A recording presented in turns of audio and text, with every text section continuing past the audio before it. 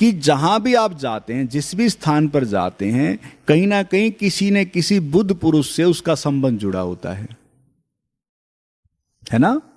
किसी न किसी बुद्ध पुरुष का, किसी न किसी अवतार का संबंध उस चीज से जुड़ा होता है। जैसे मान लो गंगा में स्नान करते हैं तो किससे संबंध जुड़ गया है? शिव से, है ना।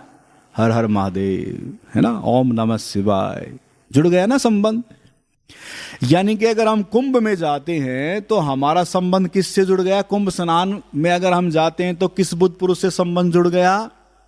शिव से जुड़ गया। ठीक है। अगर हम मान लो किसी ऐसे स्थान पर जाते हैं जैसे सम्मेद शिखर है, अब वहां जो धारणा है, जो जैन जो धर्म है या उसके जो मानने वाले हैं, जो उस पर जिनका विश्वास है, वो एक स्थान ऐसा है कि अगर हमने वहां की यात्रा कर ली तो हम मुक्त हो जाएंगे, मोक्ष को प्राप्त हो जाएंगे। ऐसे ही फिर बुद्ध से भी कुछ स्थान जुड़े हैं, ऐसे फिर ईसाइयों से भी कुछ स्थान जुड़े हैं, ऐसे फिर इस्लाम में भी कुछ स्थान ऐसे जुड़े हैं कि हमने अगर वहां की यात्रा कर ली तो हम मुक्त हो जाएंगे। लेकिन उन सभी स्थानों का संबंध किससे जुड़ा है? भगवान महावीर का संबंध, 24 तीर्थंकरों का संबंध उस स्थान से जुड़ा है। वेटिकन सिटी का संबंध यीशु से जुड़ा है। काबा का संबंध जो है मोहम्मद साहब से जुड़ा है। और गुरु नानक का भी संबंध कहीं ना कहीं ऐसे स्थान से जुड़ा है कि हम वहां की यात्रा कर लेंगे तो मुक्ति और मोक्ष प्राप्त हो जाएगा। ऐसे दुनिया भर के जो बुद्ध पुरुष हैं, उन्हीं के ऐसे स्थान बने हैं और उन्हीं स्थानों पर हम जाते हैं। अब ध्यान दें थोड़ा सा, बहुत महत्वपूर्ण विषय है। अब मान लो आप अब इसको समझ लें कि ये एनलाइटेंड यानी कि बुद्धत्व, ये बुद्ध पुरुष कौन? अब इसको थोड़ा समझना है। जिससे परंपरा, एक रीत परिपाटी, एक ऐसी पद्धति जुड़ी है, ऐसा मार्ग जुड़ा है कि हम सोचते हैं कि उस पे चलने से मुक्त हो जाएंगे। अब इस बुद्धत्व को समझना जरूरी है, एनलाइटेंड को समझना जरूरी है कि बुद्ध पुरुष कौन। अब ध्यान देना, जिस बुद्ध पुरुष के तीर्थों के हम चक्कर काट रहे हैं वो तो कहीं उस तीर्थ पे नहीं गया। जिनकी हम बात कर रहे हैं उन्होंने तो कभी गंगा में या डुबकी या कुंभ में कभी स्नान नहीं किया। इसको थोड़ा समझना। अब उनके बाद वो तीर्थ बन गए। जब वो एनलाइटेंड हुए तब तो किसी तीर्थ की यात्रा नहीं की, उन्हीं के नाम से तीर्थ बन गए। तो इसका मतलब क्या हुआ कि जो एनलाइटेंड है, जो बुद्ध पुरुष है, जो अवतारी है, वो परंपरा का हिस्सा नहीं है। समझ में आई? वो किसी रीत परिपाटी के हिस्से में नहीं आता। वो कभी कोई परंपरागत, कोई भी अगर स्टेप वाइज कोई ऐसा मार्ग है, उस मार्ग से उसका कोई संबंध नहीं है। समझ में आई? इसलिए शिव का किसी भी मार्ग से कोई संबंध ही नहीं है। भगवान श्री कृष्ण का किसी मार्ग से कोई संबंध ही नहीं है। अब बुद्ध का किसी मार्ग से कोई संबंध नहीं है। अब आप चक्कर में आ जाएंगे तो इसका मतलब वो कैसे एनलाइटेंड हुए, वो कैसे बुद्ध पुरुष हुए, कैसे अवतार हुए? अब इसको थोड़ा समझना। अब जैसे मान लो कोई भी परंपरागत रीत परिपाटी के तहत अगर कोई मान्यता या विश्वास या आस्था या श्रद्धा अगर कहीं भी है तो उन्होंने तो उनको तोड़ा है, उनका तो उनसे कोई संबंध ही नहीं है, वो तो उनसे मुक्त हुए हैं। बल्कि इसलिए बुद्ध पुरुष का संबंध कहीं भी ऐसी जगह से नहीं जुड़ा होता। और बुद्ध पुरुष का संबंध इतना जरूर है, मैंने कहा कि चेतना निरंतर एक यात्रा पर लगी रहती है। बुद्ध की भी चेतना अपनी एक निरंतर यात्रा पर चल रही थी और समय आ गया और वो एनलाइटेंड हो गए। अब देखो ना, बुद्ध को, भगवान बुद्ध को कितने आचार्यों के पास गए, परंपरागत जो उसी बुद्धत्व निर्वाण की खोज में वो कितनों के पास गए, लेकिन जाके भी बहुत सारी साधनाएं की, सब कुछ किया, लेकिन उसके बावजूद तो बुद्धत्व घटित नहीं हुआ। कमाल की बात है। इसका मतलब तो किसी भी पद्धति पे अगर हम चलेंगे तो उस मार्ग से तो बुद्धत्व का कोई संबंध ही नहीं है। अब इसको थोड़ा समझना। एक मैंने कहा था मार्ग, कौन सा मार्ग? जो संकल्प और भाव का मार्ग है, और एक एनलाइटेंड का मार्ग है। जो बुद्ध पुरुष है वो भी मुक्त हो गया है। थोड़ा समझना, मैंने कहा दो मार्ग बताए थे ना मैंने। एक मार्ग कौन सा है? जो एनलाइटेंड का मार्ग है, जो बुद्धत्व का मार्ग है, जो बुद्ध हो गया वो भी मुक्त हो गया। और एक मैंने कहा था कि संकल्प और भाव का मार्ग है। अगर आपके भीतर ऐसा कुछ भाव होता है किसी भी ऐसी धारणा के कारण, तो आपकी भी संभावना मुक्ति की है, लेकिन बुद्ध पुरुष मुक्त हो जाता है। इसको थोड़ा समझना। बुद्ध पुरुष को ऐसी किसी धारणा और संकल्प या ऐसी परंपरागत रीत पे चलने की आवश्यकता नहीं होती। इसको थोड़ा समझ लेना।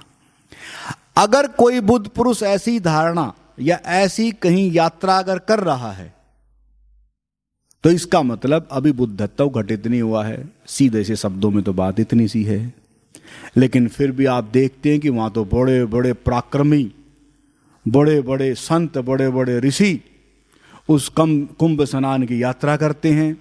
अगर मैं साफ और स्पष्ट अगर शब्दों में इशारा करूं, जो एनलाइटेंड हो गया, जो बुद्धत्व को प्राप्त हो गया, उसे ऐसे किसी भी परंपरागत तौर पर जो कोई ऐसी धारणाएं किसी भी तरीके की है, तो उसे उसकी यात्रा की आवश्यकता नहीं होती। आई बात समझ में?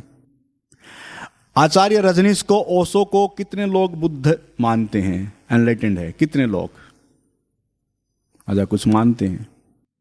उन्होंने किसी ऐसी पथ की यात्रा की, क्योंकि तो अभी के है ना, वो तो भाई अभी लेटेस्ट हैं, थोड़ा पता भी होगा। उन्होंने कभी यात्रा नहीं की। क्यों नहीं की? क्या उनको मुक्त नहीं होना था? क्योंकि वो मुक्त हो गए। इसका संबंध जुड़ा है घटना से। एनलाइटेंड का किससे संबंध जुड़ा है? एक घटना से। अब घटना का संबंध का मतलब क्या? ये घटना क्या है ऐसी? क्या घटता है ऐसा? कितने जानना चाहेंगे क्या घटता है ऐसा? ये बुद्धत्व है क्या? ये क्या बला है? अब इसको थोड़ा समझना कि ऐसे बुद्ध पुरुष को किसी चीज की भी आवश्यकता नहीं, किसी कर्मकांड की, किसी भी परिपाटी की आवश्यकता नहीं, क्योंकि वो मुक्त हो जाता है, जीवन के जीते जी आनंद में प्रवेश कर जाता है। अब ऐसा अगर आप जानना चाहते हैं कि ये क्या है, एनलाइटेंड का मतलब क्या है, इस एनलाइटेंड को अगर आप समझ लें शब्दों में, ध्यान देना, होगा नहीं कुछ बताने का, एक प्रयास कर रहा हूं मैं, समझाने का केवल एक प्रयास है। कभी आप सोचो कि अरे समझ लिया अब तो हो गया काम। ज्यादातर तो लोग ऐसे ही धरती पर कि किताबों में, शास्त्रों में या सत्संग में जाके सुन लेते हैं और सोचते हैं कि अब तो काम हो गया। अगर ऐसा सोचोगे तो फिर बताना व्यर्थ हो जाएगा, ठीक है ना। एनलाइटेंड की जो घटना का संबंध जुड़ा है, जीवन के जीते जी मृत्यु से साक्षात्कार कर लेना। जीवन के जीते जी मैंने क्या इशारा किया है? स्वयं की मृत्यु को देख लेना। उस स्वयं की मृत्यु का संबंध है मन का गिर जाना, यानी कि एक किस्म से मन की मृत्यु। और मन की मृत्यु का भी संबंध किससे जुड़ा? मन के गिर जाने का भी संबंध किससे जुड़ा है? अहंकार के गिर जाने से। कितनी सी बात है एनलाइटेंड की, बुद्धत्व की कितनी सी बात है कि अगर चित्त से अगर अहंकार गिर जाए, उसी अहंकार के गिरने को जीवन के जीते जी मृत्यु से साक्षात्कार कहते हैं, स्वयं से मिलन कहते हैं। वह जान लेता है कि मैं कौन हूं, और वही मैं कौन हूं जानने का संबंध जुड़ा है कि एक शरीर है और एक आत्मा है, यानी कि शरीर में आत्मा है। और तब आपको अनुभव होता है कि शरीर अलग है और आत्मा अलग है। और जैसे ही ये जब अनुभव होता है कि शरीर अलग है और आत्मा अलग है, तब आप आत्मवान होते हैं, तब आपको आत्मा का पता चलता है।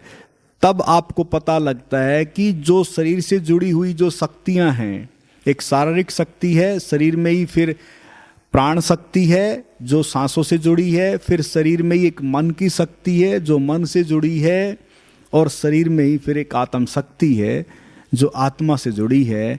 इसलिए जैसे ही मन गिरता है वैसे ही मैं गिर जाता है, अहंकार गिर जाता है, और इसी को कहते हैं निर्विकल्प हो जाना। और जैसे ही निर्विकल्प की अवस्था आती है तो अहंकार गिर जाता है, और जैसे ही अहंकार गिरता है आनंद घेर लेता है, और जैसे ही आप आनंद के करीब होते हैं वैसे ही छठवां शरीर जो आत्म शरीर है वहाँ आपका प्रवेश हो जाता है। और ये क्षण के भीतर है, इसमें कोई देर सवेर नहीं है, केवल यात्रा कहाँ तक की है, आनंद तक की। और जैसे ही आप उस आनंद में लौटते हैं तो छठवां शरीर अपने आप से उपलब्ध होता है। आत्मा कभी पाई नहीं जाती, वो अपने आप से उपलब्ध होती है, और वो है कृपा। इसी को कहते हैं कृपा खंड, जो गुरु नानक साहब इशारा करते रहते हैं। तब कृपा बरसती है उस परम सत्ता की, उस ब्रह्मांडीय शक्ति की, उस परमात्मा की, ईश्वर की, जो भी नाम दुनिया भर के अदृश्य निराकार शक्ति है, कोई शक्ति है जिसके कारण सब है, उसे आप किस रूप में देखते हैं, कैसे देखते हैं, तब आपको वो अनुभव होता है कि उसी आत्मा का संबंध इस परमात्मा और परमात्म शक्ति, इस ब्रह्मांडीय ऊर्जा, ब्रह्म ऊर्जा से जुड़ा है। और तब भीतर से उद्घोष होता है जगत मिथ्या ब्रह्म सत्य है। इससे पहले नहीं। अभी मत जोड़ो हाथ, आप फिर यहीं पकड़ के बैठ जाओगे। ये अनुभव करना है। क्या करना है? इस अनुभूति तक पहुंचना है। इस जन्म में पहुंचे, क्या दिक्कत है? अनंत अनंत जन्म लग जाएं, क्या दिक्कत है? पहुंचना यही है, ये एनलाइटेंड है। और जिसके जीवन में ये घटना घट जाती है उसको फिर किसी भी यात्रा की आवश्यकता और जरूरत नहीं होती, क्योंकि वो अब अपने आप को देख चुका है, अपनी आत्मा के स्वरूप को देख चुका है, जिससे आत्मा का नाता है, उस परम सत्ता, उस परमात्मा को वह अनुभव कर चुका है। और तब ऐसे उद्घोष होते हैं, अहम ब्रह्मास्मि। फिर वाक्य भीतर से फूटते हैं कि जहां जाओगे मुझे पाओगे, आकाश में जाओगे तो मैं हूं, पाताल में जाओगे तो मैं हूं, दसों दिशाओं में मेरा वास है। अब ये कैसे उद्घोष हैं? अब इसको थोड़ा समझना। ये उद्घोष ऐसे ही थोड़ी ना है कि वो इस शरीर के कारण कर रहे हैं, इस शरीर नाम के कारण कर रहे हैं। इस शरीर के नाम पड़ जाते हैं, लेकिन एनलाइटेंड का, बुद्धत्व का कोई नाम नहीं। वो एक परमात्मा में विलय करने की एक घटना है। और जब जीवन में वो घटना घट जाती है, उसके बाद जीवन के जीते जी वह मुक्त हो जाता है।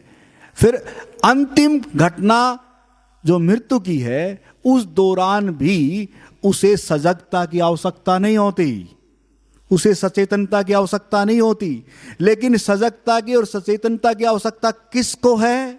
अब इसको थोड़ा समझ ले। मैंने कहा था कि दो मार्ग हैं, एक एनलाइटेंड का मार्ग है, बुद्धत्व का मार्ग है। और उस बुद्धत्व के मार्ग को भी आप अपने जीवन में इस जन्म में घटा सकते हैं, घट सकती है। बात कितनी सी है? कितनी सी बात है?